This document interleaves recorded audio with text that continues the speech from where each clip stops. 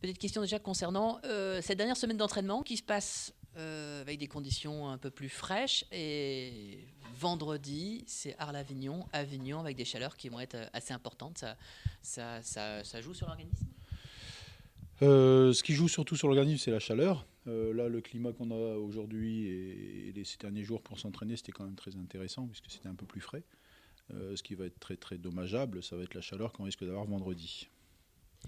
Alors, comment se gère cette chaleur? Comment on veille à l'organisme des joueurs avant le match et pendant le match? Alors avant le match, il faut savoir que leur hydratation, de toute façon, normalement, elle doit être gérée au jour le jour et non pas coup par coup sur des fortes chaleurs. Donc normalement, l'hydratation, il la surveille à longueur d'année. Il faut qu'il soit bien hydraté en permanence, du matin au soir, qu'il s'entraîne ou qu'il ne s'entraîne pas, qu'il y ait des compétitions ou pas. Donc il est vrai que quand il y a des fortes chaleurs, les pertes hydriques sont beaucoup plus importantes et il faut les compenser d'autant plus, mais par anticipation aussi, c'est-à-dire qu'il faut prévoir dès maintenant le fait qu'ils auront une grosse perte hydrique le jour du match vendredi. Quantitativement, une grosse perte hydrique, c'est quoi? Alors sur des entraînements, on considère en général qu'un sportif perd 1 litre d'eau par heure d'entraînement. Donc c'est un peu plus quand il fait chaud, parce que ça, le litre d'eau, c'est quand on a des températures modérées comme aujourd'hui. Quand il fait plus chaud, on peut monter à 1,5 litre par heure d'entraînement. À compenser au fur et à mesure, et surtout à compenser entre les entraînements. Pendant les matchs, c'est pas évident non plus de se réhydrater. Alors la problématique du match, c'est que le corps humain ne peut pas absorber l'eau en quantité importante. On considère que l'estomac peut absorber environ 750 millilitres d'eau par heure. C'est-à-dire que sur une mi-temps, il n'absorbe que une petite bouteille d'eau quasiment.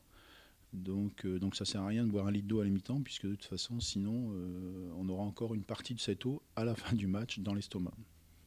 Donc il faut vraiment boire avant et pas pendant le match. C'est en termes de capacité physique, la perte d'hydratation, ça se reflète quantitativement, là encore, par rapport à l'organisme des joueurs. Oui, c'est très très important puisque on considère que 1% de perte hydrique, 1% de perte hydrique, c'est 1% du poids du corps, ça représente 10% de perte de la VMA. Donc la VMA, c'est quand même le reflet de la performance sportive d'endurance, qui joue aussi sur les footballeurs.